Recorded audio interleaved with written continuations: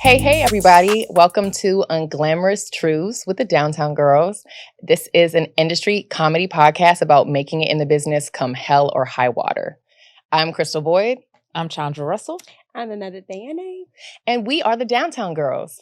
So, the Downtown Girls, a little bit about us. We are real life best friends. We met at NYU and we became multi-hyphenate workers in the business together. That's really what we are. We're write, workers. We act, we fuck. Yeah, so clearly. We do it all. But no, we mainly, are a writing team that also acts. Some things we've done recently, we worked on a show called Black Girl Magic. It was a pilot we sold to NBC with Gabrielle Union. We have also written and developed many other TV pilots and some features. And also, everyone here acts. Chandra has been starring in Southside, also writing on Southside, something Mebane and I recur on. And these two have been in a show called Sherman Showcase. So there's plenty to discuss about the industry. So before we get into the nitty gritty, let's kick it off with just a fun little question. So my question to y'all is, if you could sit down for lunch with anyone dead or alive, who would it be? Okay. So I'm going to go with a top three, okay, because this is like a very stressful question for me. So first I'm going to go with Kobe Bean.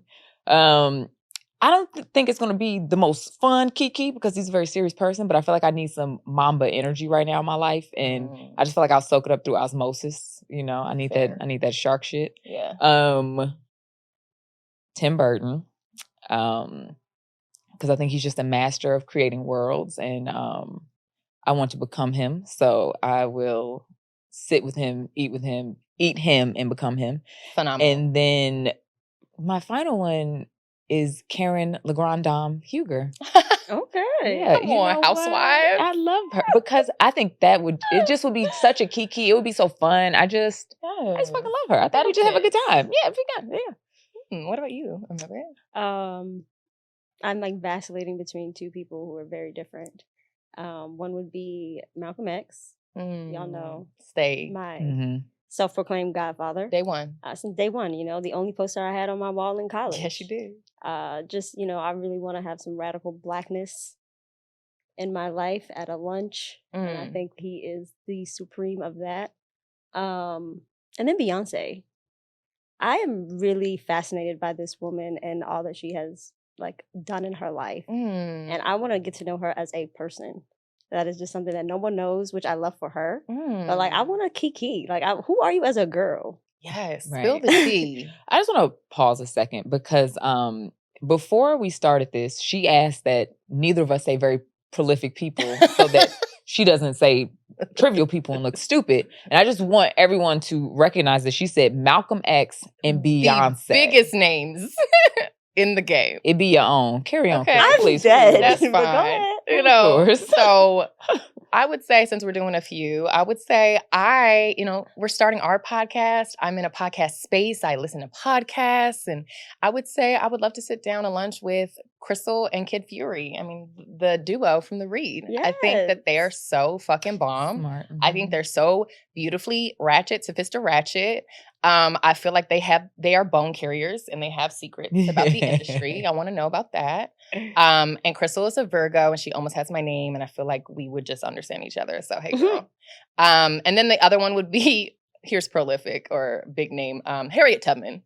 I would like to sit down with Harriet Tubman. Oh my God. And I would like to ask her real questions. Yes, she deserves a good I would like to lunch. give her a good meal and a cocktail. And a okay. treat after she needs to rest her weary feet. And I would like to ask her questions about the Underground Railroad and her narcolepsy, which I think is truly fascinating. Yeah. I just need to know how she did it. I thought you were going to say Sojourner Truth, but I knew the line because I know you love her. I do. I have my Sojourner Truth cup. Black activist, yes. Okay, great. So now that we have gotten that out the way, welcome to our very first episode. Yay! Today's episode is called The Magic Struggle Bus. So I know y'all have heard about the Magic School Bus. Shout out to Miss Frizzle. But this is something slightly different. This one is called the Magic Struggle Bus, and it is about our journeys through the industry with the magic and the struggle. And today we're just going to walk through kind of our journey together and the different pit stops along along that journey. Let's start with. Take us back in time. Let's start with, I'm going to guide us here. This first moment is us graduating NYU. So we all went to NYU, and at graduation, Alec Baldwin spoke to us, and he spoke to the entire Tisch auditorium, and he said, "You all are going to be famous. You all will be stars." Yep, you guys remember this moment? Yeah, he just lied. Yeah. Yes, he blew smoke up our asses. He lied to us. But we believed it at the time. I felt like those were the words I needed to hear on the way out. I was like, okay, here we go. Because they also were like, this was the most competitive class that we've had in the history of NYU drama. Yeah. You guys really made it. Like, we have never received so many applications. So if you're sitting here today, like, you're a fucking winner. And I am a fucking winner, but in my own way, not the way that y'all thought. Right. Yeah. The real world's slightly different. So mind you, we graduate. We're at the Tisch, graduation. Mind you, we all didn't even go to the main. We didn't go to the NYU graduation. Like, there's so many schools that like. No. Oh, then none of us went. I thought she was the only one that went. Oh, maybe to Yankee Stadium. Yankee Stadium. I tried to go, but guys, I didn't actually go because it was raining. It was terrible out, and my mom didn't want to go. My mom was like, "I don't want to be here," and so we came back to the apartment because we were living in the Bronx at the time all together. So we just had a family event at the apartment. Yeah, we did. We tried, and then we were like, "Nah." But regardless, so we graduate, and I remember that very same day, NYU turned off the cards to let you into their services, like the library, because I had tried to return a library book. And same day, kicked out. Like, they were like, "Bitch, it's you now. It's on you." And then we had to learn the hard way how to survive in New York City as very broke girls, rich in spirit, broke in pockets. And we moved to the Upper East Side, based on an ad that a Mebbit found. I mean, it literally said that. Like, this was when Craigslist was all the rage. Yeah. And you could legitimately find housing there, which I feel like today is like, you found your house where? On Craigslist. Excuse me? But instead of saying East Harlem, it said Upper East Side. And even in the moment, I was like, I don't know what this is, but it's 2 months free rent, so I'm going to go check it out. Yeah. And then, I think you also have to hit the beat of where we were living before that. Go for it. Because we graduated, the big celebration was at Yankee Stadium, but just a few blocks down the road in the Bronx, we were living in a 1-bedroom apartment. Crystal had the bedroom. Mebbit and I shared the living room. We had our mattresses next to each other, and we would roll from one bed to the other. I'm coming over. Yes. Whoop. It was very fun. And but it was a trill existence. It was. So it was like literally down the street from where we were having this prestigious graduation. But we was in the hood. We are already slumming. Absolutely. I mean, I remember that we were off the D train, Walton Avenue, 164th, and there's a tunnel when you come out that MTA train. And the news reported that in that trash can at that exact train stop, there were body parts found. That was about like 2 months in for me. But I welcomed you all because, I needed you guys. And we needed you. We needed each other. So we moved from there. We needed clearly 3 bedrooms. We had to get out of this 1-bedroom situation. So we moved on down to the Upper East Side. The Upper East Side in East Harlem. And, talk about the miles a little bit, Chandra. What were the miles like? Yeah, the miles was a refurbished project building. It was 33, was it 32? 32 stories. Really lovely view. However, half the building was really still the projects, essentially. They had, updated a few of the units, right, for the artists. Because artists are always the first gentrifiers because we're broke. We come in, we just need somewhere to live. And we bring the vibes. We do bring, and we did bring the vibes to the miles. We brought the vibes. However, the building was a fucking mess. It was outrageous. There were 4 elevators on any given day. Only 1 or no elevators would work. We lived on the 31st, 31st floor. And so we would oftentimes have to walk up 31 flights of stairs. I mean, it was just so bad when my mom came to visit. And my mom is very Unglamorous Black Power. And so when she came, and there was a long line because people would wait for the one elevator. So it would be a line all the way around the corner. It was 405. Yeah, it was the 405 to get up in this bitch and get in the elevator. And my mom, she just was like, why are you letting these people treat you like that? They only treating you like that because you're letting them. You need to rise up. And I was like, Mom, nobody want to hear that. These people don't want to hear this shit right now. Okay, they just want to stand in line and get their loosies. It was a horrible building. It was a horrible maintenance request. I mean, it was a slum. You would make a request and it's a slum. Nobody would come do something. Lovely people lived in that building, but the people who maintain that place, right? They didn't give a fuck about straight to hell with you. And I will say that, you know, we talk about the struggle, but we also talk about the magic. I would say a magical moment in this building was we had a really epic housewarming, and we had our artist, white, rich NYU friends come up to this building, mixed with our friends from the block. We had made friends with the security guard downstairs. They came up. He was smoking up with us. Both of them. Yep. No one was guarding the desk. No one was watching the door. They all came up. We had an epic night. Everyone still talks about that party. You know, and then that was also the place where we had our epiphany and got our idea for the show that we created, the web series Downtown Girls. Yeah. It was there. It was literally, let's use this experience and turn lemons into lemonade and talk about this ghetto ass existence.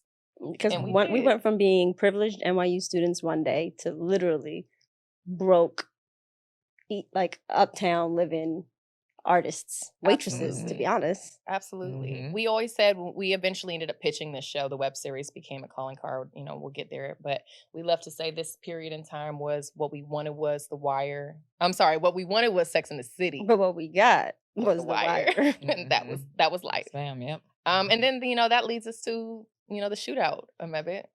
So, okay, before we even get to that, we have to really set the scene here of what it takes to be an artist, a 20-something-year-old artist in New York City. It's a lot of delusion. That's what it requires. You need to be out of your fucking mind and have a level of confidence that is just unprecedented. It's really the only way you're going to make it. And so remember this delusion as I go into this story. So Chandra and I worked at nightclubs. We were bottle girls. So we'd get home like 5 a.m. And as she said, you know, sometimes none of the elevators would work. And they'd be like, you just need to walk up the stairs. And I don't know, maybe I had a bad shift or something. I don't know what it was. But today I was like, I'm not walking up these fucking stairs, bro. Like, find me an elevator. Y'all always find an elevator when someone needs to come and look at an apartment in this bitch. Y'all clean this place up, make it look nice, and then once you trap us in a lease, then you get back to your regular scheduled program. Find me a fucking elevator. And me and him just going back and forth. I'm telling you, there is no elevator. You're just going to have to walk, going back and forth. Next thing I know, this man like runs into the building and a man is chasing him. And he starts shooting, and everyone gets down. So it's me, the security guard, the guy getting chased, and the chaser. And the chaser is shooting, and the security guard gets down. I go over the excuse me, sir, my elevator. Hello, and he's like, if you don't get the fuck down, I'm like, oh no, I'm not a part of this. This ain't my reality. This is not. They know that like this is a pit stop till I get to my real life. She's like, I went to NYU, so no, like bullets, you know. Bullets, you know. I was in the Matrix or something. Like the bullets was just gonna go around my ass. Like no, this bitch got dreams. Like no, let's get to that man. Dead ass got shot. Was on the floor. He was taking off his clothes. He was so fucking. His leg was so hot. And I'm like, oh, that's what happens when you get shot. Like, just so fucking clueless. And then the security guard, what does he do? Drag me and put me in an elevator. So, bitch, you did have an elevator. Right. You did have an elevator. You did. And that was the end of Sorry to that man, but you did have an elevator.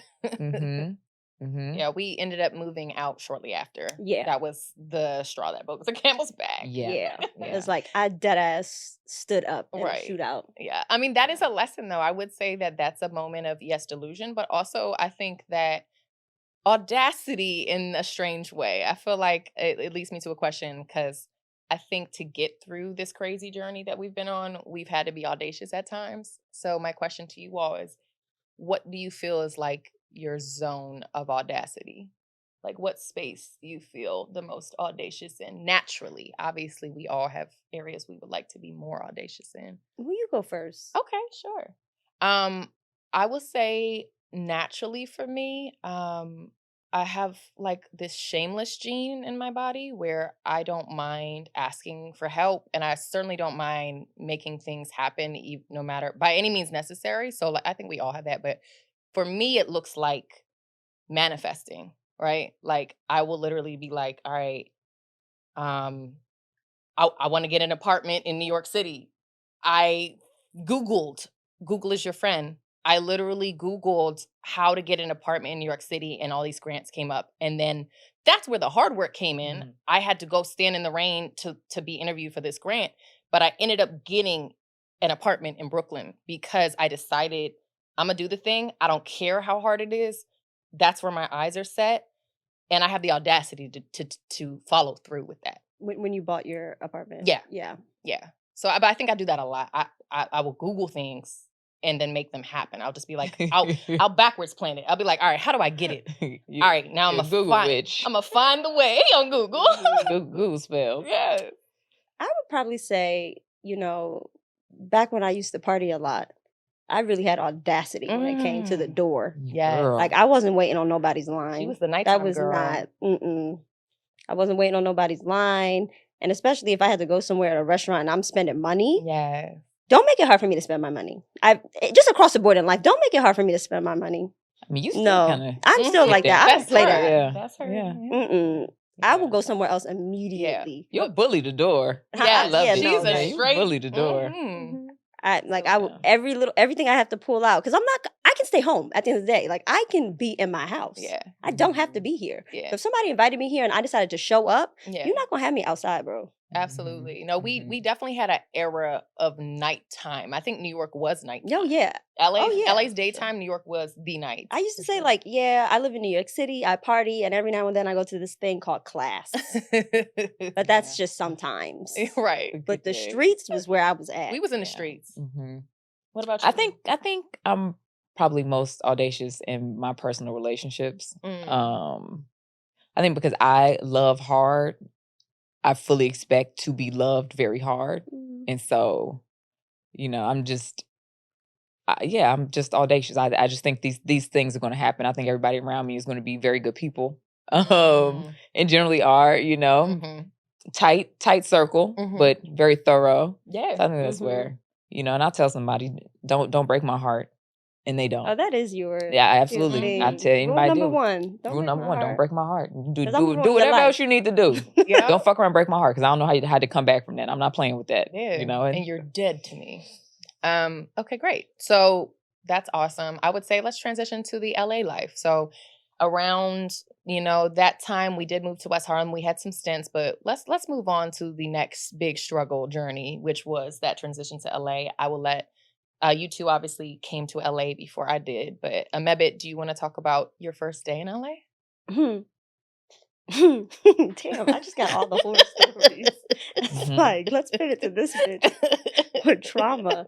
Well, first let's say that like we moved out here to launch our web series. So like let's kind of set the tone of like career in addition to personal life. Like the 2 years out of college that we spent in New York City, we spent that developing this series because we had decided that we were going to really take our careers into our own hands and tell our own story. Created a web series called Downtown Girls about 4 broke NYU grads hustling to make it in New York City. By any means necessary. Clearly our life. And we're like, we're going to move to LA and this is going to be our calling card. And so Chandra moved out here first. She literally moved on Halloween. Yes, I did.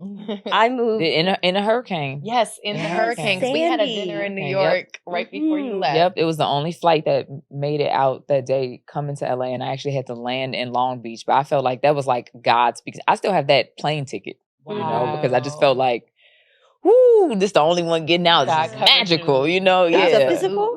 I got my physical ticket. Wow. My memory box. So I was like, okay, God's trying to tell me something.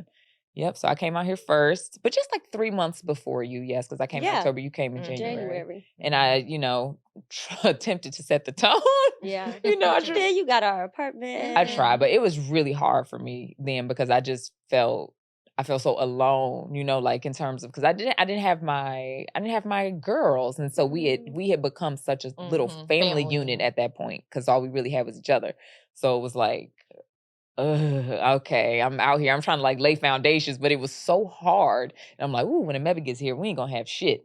But what I did get was, I went and I saw that apartment that they would not let me get on my own because I did not have a job. And we foolishly thought we were going to be able to move across the country without employment. But like, people do that shit every day. Like, I'm just so confused as to why things had to be hard for us. We literally had to have someone like pretend to hire us from their nonprofit organization and like just basically put their letterhead on a fake ass letter saying, they are employed by us. We had to falsify employment letters to get an apartment in Los Angeles. And it was never late on the rent. I want that to be known. Was never late, even without a job. So yes, I was laying the foundations. But then Ameba did come in January, and I picked her up from the airport. Yes, that was such a great... I remember you were like, what is the first song you want to hear in LA to kick off this journey? What was it? Can't Tell Me Nothing, Kanye West. Oh, good Kanye. Wait till I get my money right. Oh. That was, I'm telling you, that man got me through my 20s for real. He did. And so I crashed at your place where you were staying with. Yeah, he was my then boyfriend, now husband. But yes. And I fell asleep early because I was jet lagged. And I fell asleep on the couch, and I remember waking up maybe just a couple hours after you guys had already gone to bed, and I went to the guest room, and I didn't grab my purse. I remember this because I generally always take my purse with me, but I'm like, I'm safe. Like, this is my family. So I left my purse, went into the guest room, and then like a couple more hours later, I heard some like shuffling, got up, thought to come out, but I was like, I'm so fucking tired. I just went back to sleep. And then I woke up in the morning before y'all. It was like maybe 6 a.m. I come out and I'm looking for my bag, and I don't see my bag. And I'm just like, maybe Chandra took it into the bedroom with them, And then I'm like looking around, and I see that the front door is ajar. And I'm like, I know at this time y'all smoked cigarettes at that time. And I was like, oh, maybe they went out. But I'm like, I know it's LA, but like they could have closed the fucking door when they got back in the house. Like, what is this? Like, they forgot where they came from. And I'm like, no, some shit ain't. Y'all wake up. Yeah. Wake up. Yeah. We got robbed. Like, did y'all open the door? And I was like, what the fuck are you talking about? And ran out and saw the door open. Her purse was gone. My purse was gone. Laptop. Bashir's watch was gone. It was the watch that he had bought himself when he got nominated for an Emmy. So it was like his, his little special gift to himself. Fucking crackheads. Yeah. So and all your documents, your ID, everything. It's so funny that we're talking about this today because my passport got stolen again. And before we started shooting, I was on the phone for 4 hours with the United States government trying to get a new passport. And she's like getting that passport. But yeah, so in my, rationale, I was like, I'm not going to put things that matter to me in my suitcase because the airlines have lost my shit many times. I'm not going to put it in my boxes because UPS be losing my shit. Yeah. Anything that I truly care about, I'm going to put it on my person. Every bit of identification that one can think of was in there. Anything, designer stuff that I cared about at the time, I was like, I'm gonna put it in there. Yep. Jewelry from my family, like oh my things God. That I cared about. That's just making me remember the things that were in my bag. And it seems so trivial now, but like all my good makeup was in there, and it taken me years to assemble because you don't have no money and makeup is expensive. You gotta invest, and that was so sad. Oh man, I remember being so upset. Yeah. And we both had DVF bags, and that was like my good bag. That was my. It was my good bag too. Yeah. It was a gift. I didn't buy that bag myself. Yeah, Ronald got me that bag. And then we rode around and looked at viaducts trying to find people who had those bags. I see a bitch in yellow Prada glasses, I'm fucking her up. Because I'm like, these are not just basic glasses. Who took these? Wild time. And I didn't have they took all my money too, like my cards, my my cash. And I had to go to the bank. First, I went to get a license, and they were like, "Oh, you need ID." But then I'm like, "You need ID to get ID." Yep. how do you do this? And, Right. you know, for anybody ID, in this predicament, ID. the easiest form of ID to get is a passport, because all you need is somebody to swear that you are who you are. So Chandra and I went to the passport office, and she swore that I was Emebe Bayene. Isn't that kind of hilarious though? That like all it takes is someone swearing. Like, because I had nothing. You could pay someone and be like, "Can you swear for me?" Right. And then there was thank God, there was a Bank of America across the street, and so I was able to go to the bank, and I was like, "Hey, I don't have nothing, but I just need $200 from my account so I can get something." Right. And he's like, "Well, how can I give you money that I don't even know who you are?" And I'm like, at this point, I'm bawling in the bank. I'm like, "I promise you, there's nobody that will come in here and say with certainty that their name is Emebe Bayene. Like, they're scamming someone else, not me, babe. Like, not a name like this. I am me." And he was like, "You know what? It's only $200. If you are a liar, I won't lose my job." He gave me the $200. The passport cost $193. I had $7 to eat for the day. And we went to 7-Eleven. I got a Starbucks Frappuccino, a taquito, and a banana, which I split with Chandra.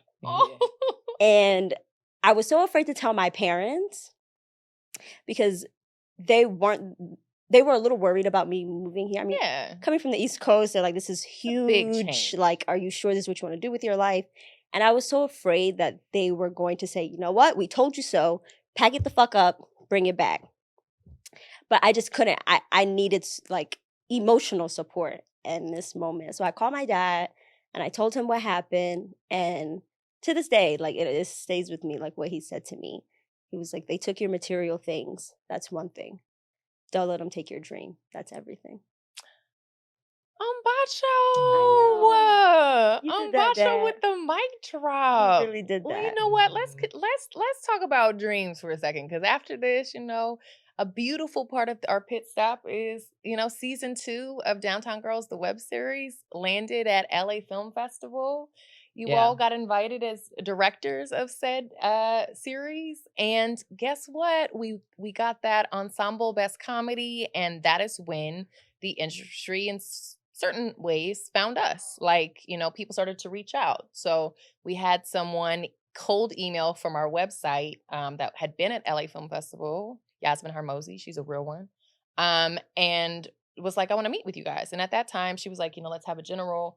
And we didn't know what generals were. We thought, I was like, "Oh, did I make it? Do I get paid now?" Yeah, we thought that we booked the job. I'm so tired of waiting I know you go up in a real office, you're like, "Ooh, they offer you water." Ooh, right. Yeah. And so we met with her, and she led us through. She wasn't the right fit for what we were looking for. Well, she did features. She was like, "What do you guys want?" And I'm like, "Nobody's ever asked us what the fuck we want. Like, we have been fucking clawing our way through this damn industry." And I'm like, "Maybe a 3rd season on YouTube." And she's like, "You're not dreaming big enough." And I'm just like, "Oh, wow, that's okay." Audacity. Have some audacity to dream.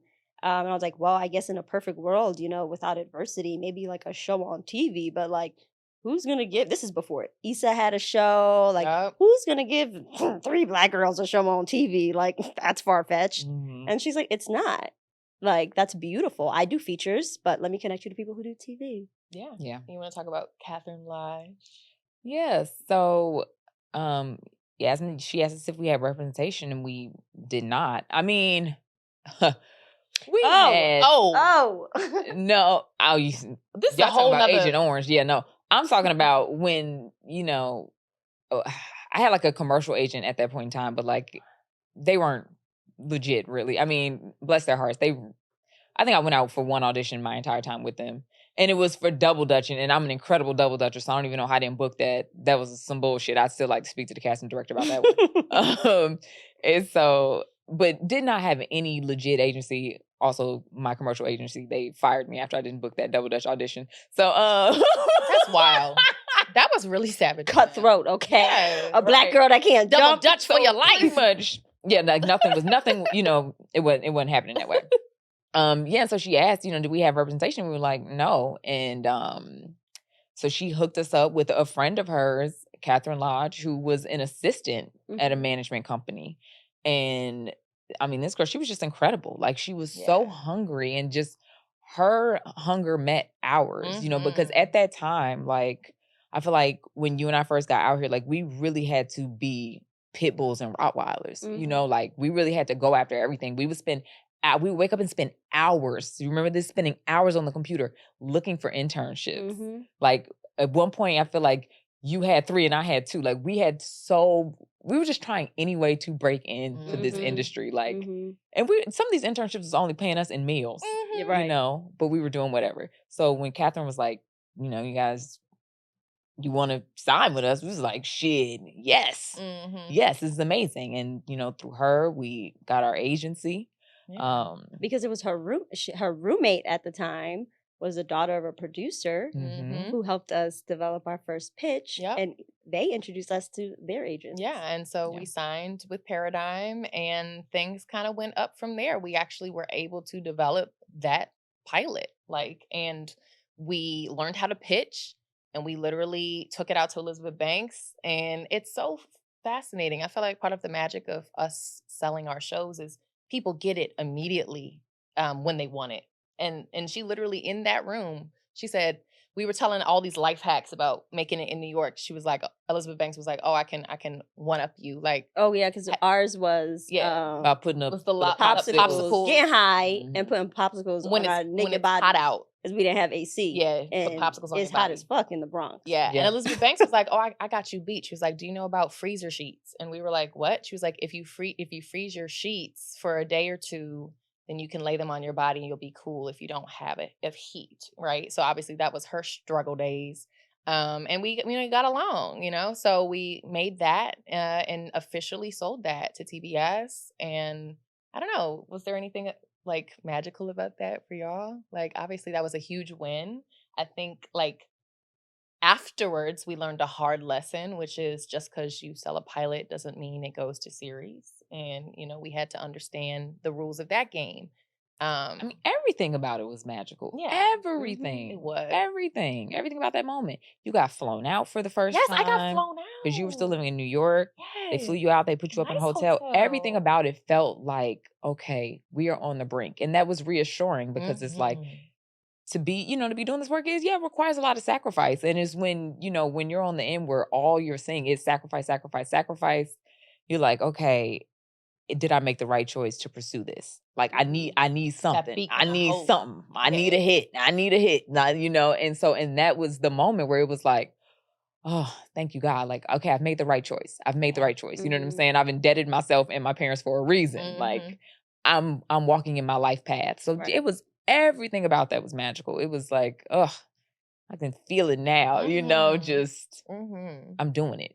Yeah. And I think what was especially magical about that time versus like the next 3 pilots that we went on to sell was that we weren't yet jaded and like worn down by like industry mandates and just industry talk in general. Like, we were so green. Yes. And that it just was so colorful. Yes. We were just ourselves. Yeah. We went into rooms and we didn't even fuck about what you thought about us. Right. We were cursing. We were just like, it wasn't about like. We were having a kiki. We were just like, you get to be here. Like, you're welcome. Right. The fuck? We were cracking ourselves the fuck versus up. like Googling, who's this exec? Have I met them? Do I like, have we worked on something together? Like getting real political. Do they buy the types of things that I sell? Right. Yeah. And it's like, you need the savvy, but that authenticity was, I think, if we talked about how NYU kind of like, NYU was a time that could beat some of your authenticity and your confidence out of you. But I feel like we have found it confirmed that this was the way forward and that our way, doing it our way, was the way to do it. Like, it was like, no, being yourselves is the win. Yeah. And we were pitching a story that was our lives. Right. So we knew it inside and out. Yes. And if there were questions, it wasn't like, well, what would this character do in this? It was me. What would I do? Yeah. And I think there's a bit of a blessing in that, being like, having that be our first show versus, the magical realism show that we had at NBC of like, oh, these are proper characters. Like, I have to really think about what this character would be doing. And that's an extra step of preparation of like, okay, what kind of questions are they going to ask me? Where does this story go? Versus if someone is like, oh yeah, so like in season 2, where is Chandra going to be? Well, for real, in life, Chandra exactly was waiting tables. So I think we've talked about that pilot. I would like to say, I think one moment in particular on this journey this is a struggle moment. This wasn't necessarily after we sold this pilot. I believe it was before. It was when we thought we had got into a deal with Pharrell. And we thought we had, so what happened was I met with his team. We were kind of interested in doing branded content, and like we were just like interested in all the ways. We did whatever people wanted us to do. We was interested. We just ready wanted to work and hungry. So this guy told me in the meeting, "You guys are, it. Like this is what he's looking for. This is the voice he wants." Right? It was like a sold in the moment thing, right? So then he was sending us, I believe, like they were like, "We're going to send you paperwork, this and that." So we were like, oh my God, like we really we're gonna work with Pharrell. We made it. And then we found out that this industry is a savage gutter ecosystem where literally people are always shifting roles, jobs, and funding. And so that whole thing fell apart because I believe Pharrell at I Am Other, they were like working with Google and they had been funded for this, and then that didn't come through or something. I don't know what happened on that end, but what I do know is that man never had the authority to speak on what he was speaking on, and he was making promises that he had no business making. We hadn't, and I know that because of that man, I cried in my shower. Not Pharrell, the man who gave us this. Not handsome Pharrell. No, this man who worked at that company, who offered us this position and this job. He didn't have a job to give. Nope. Sir.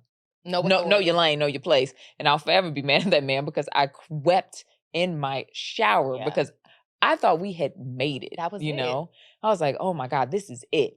And then when it wasn't, it broke my little heart. It really did. Yeah. But it was good because after that I said, no matter what they do to me, I'll never cry in my shower again. Mm-hmm. No mas. Mm-hmm. No. I think that moment prepped us. I think that was before Downtown Girls was sold. It was. So it actually helped me. It was a taste. It was a taste of like, okay, don't assume, don't put it all in one cart, because you will take a step forward. You will have these magical moments, but then things don't always work out how you expect. So just be open to the possibilities of things falling apart, but then coming back together again. Because a no sometimes it's just not right now. Exactly. Not right here. Yeah. It's not just no. Yeah. And so that was kind of the beauty in that moment of like getting back up from that, because it was really the first hard punch. And it was the first moment where it was like, okay, so how you gonna act? You gonna take a hit and stand up, Yeah. or you gonna lay down, Absolutely. And so it was definitely, that was the first, let me get back up. Yeah, absolutely. So I would say, that those are some nice little, stops on our journey thus far. We obviously have had certain wins, and we will continue, we will persevere. But I would say my question to y'all is, throughout all of this, what sees you through? And I'll start. I'll say for me, like, I will say I'm getting to a point now where my perspective is clear, and it's life first over like the career. The career, it will ebb and flow as we've learned, right? That's the journey. But and we'll get to the things we want to get to, but my appreciation level for y'all is very deep.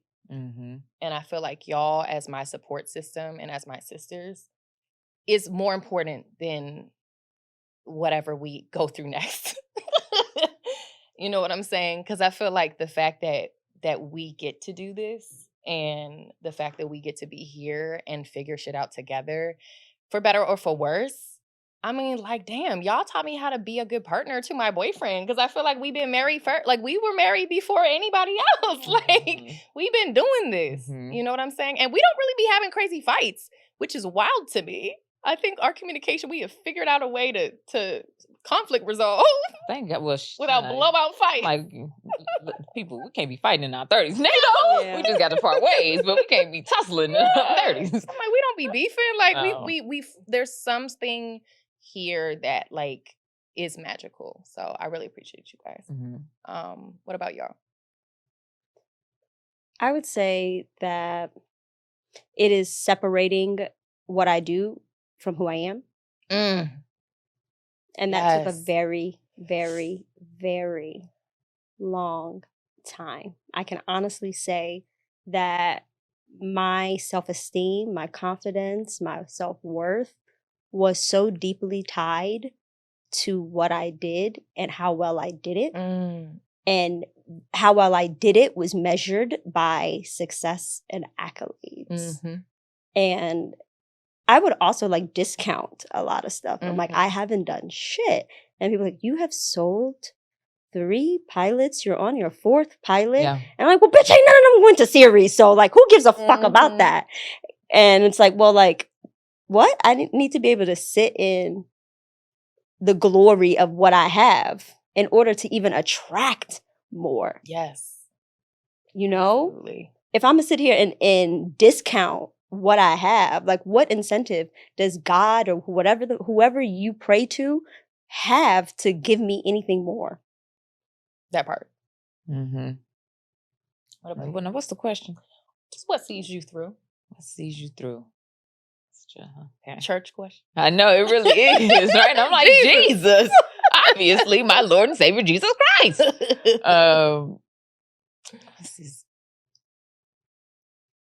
probably, I think the thing that sees me through is the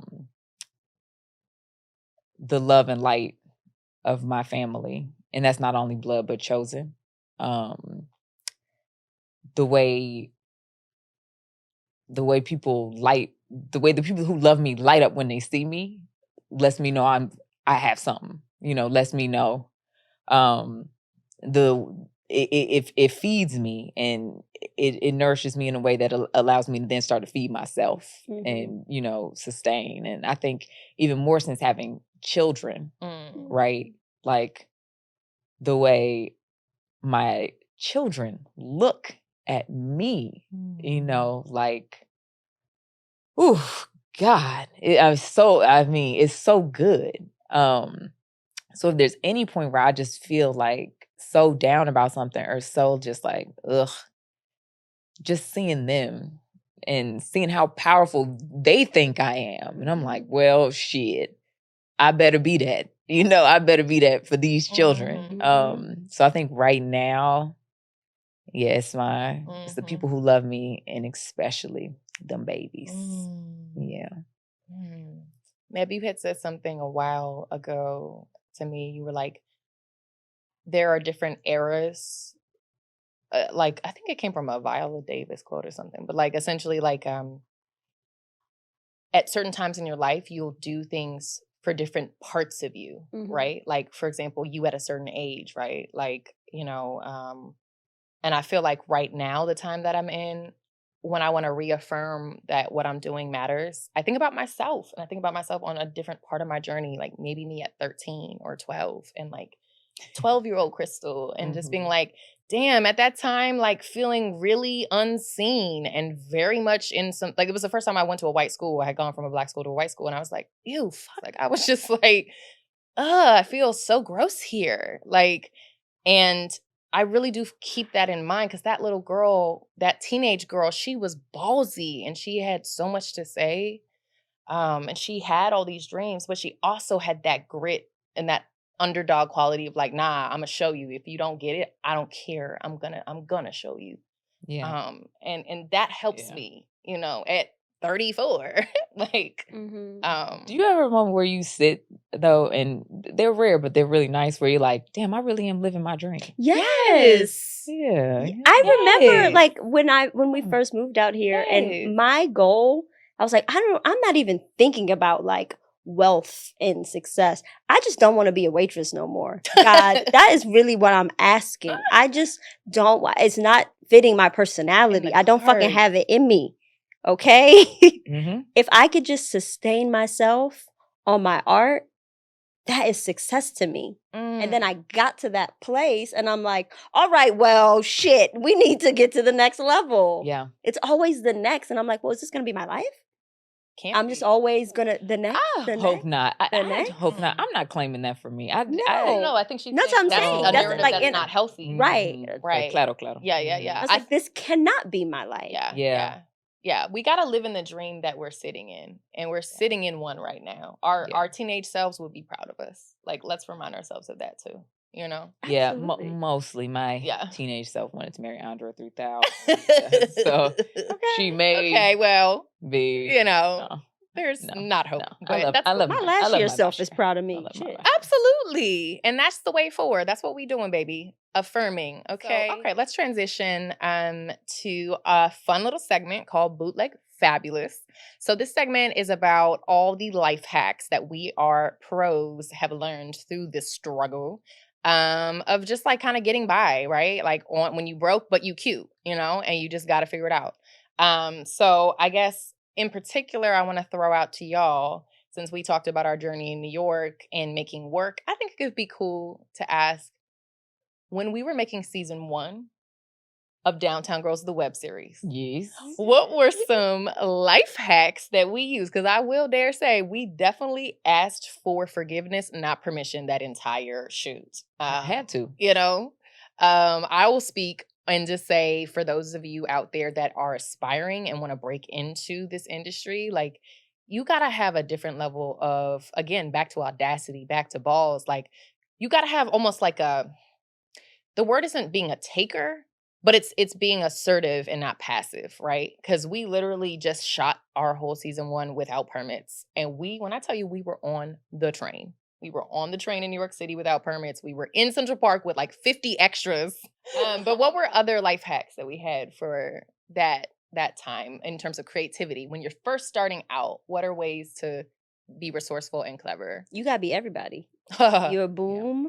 Oh yeah. You're you reading lines off camera. If the person on the other end of that scene couldn't come today, we're gonna pick them up later. But right now we're gonna do what we got. We were crafty, we were transpo, we were grips, we were gaffers, we were DPs, we were everything. Learning on the fly. Yeah. Yeah, you gotta be clever with a quarter. You know, you gotta be clever. We tried to find people who had their own equipment. If they didn't, you know, we try to do things. I feel like on the weekends it was like cheaper because you would get it for the longer period of time. Yeah, we would, and holiday weekends were bomb too. You get an extra day for rentals. You know, clothes. Yeah, we got to wear them and return them things. You know what I'm saying? We designed your whole dollar bill dress that time. Yeah, we did. We sure did take that thing back to Bloomingdale's. Yep.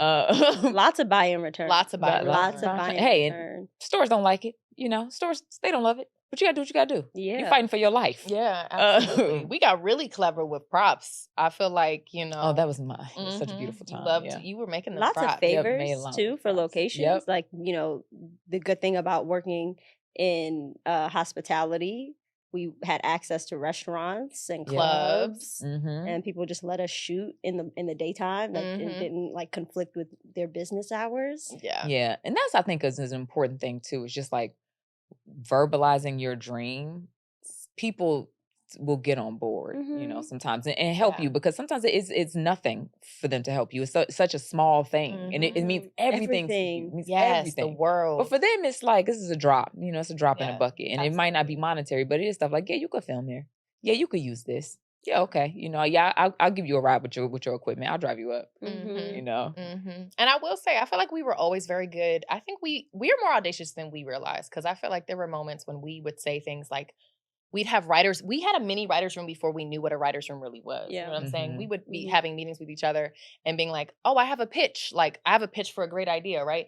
I know other people in their early 20s that weren't even using that language yet. They were too shy or timid about their ideas. They would say things like, I don't know, I think I have an idea, or maybe it's this. And it's like, we never spoke like that to each other. We were always very clear about who we were supposed to be becoming, you know? Like, I feel like in our language with each other, we practiced it very, very young. And I there think was that also a learning curve, though. Yeah. Like, I can say that I learned the art of putting something on the table if you're taking something off of the table. You know, in our little writer's room, you know, it's not sufficient to just say, I don't like that. Right. Yeah. Yes. Well, if you don't like that, what are you bringing to the table? How can you make it better? Yeah. And if you can't make it better, then this is what we got. Yep. Yeah. Yep. Yeah, I think that's sure. I great it's for a team strong building. That's learning great for curve. morale. And Mhm. also like confidence. Why would you want to just shoot down someone's shit? Right. And now they're like, well, I fucking suck. Right, Yeah. right. Yeah. Like Mhm. that growing place. What's the growing energy to like add and build to everything as we create ideas? Yes, and. Yes, and for sure. Mhm. All right. Well, that is bringing us up to the end of our episode. Thank you so much for rocking with us. You can find us on social. You can find me at @_Chris. At Chani.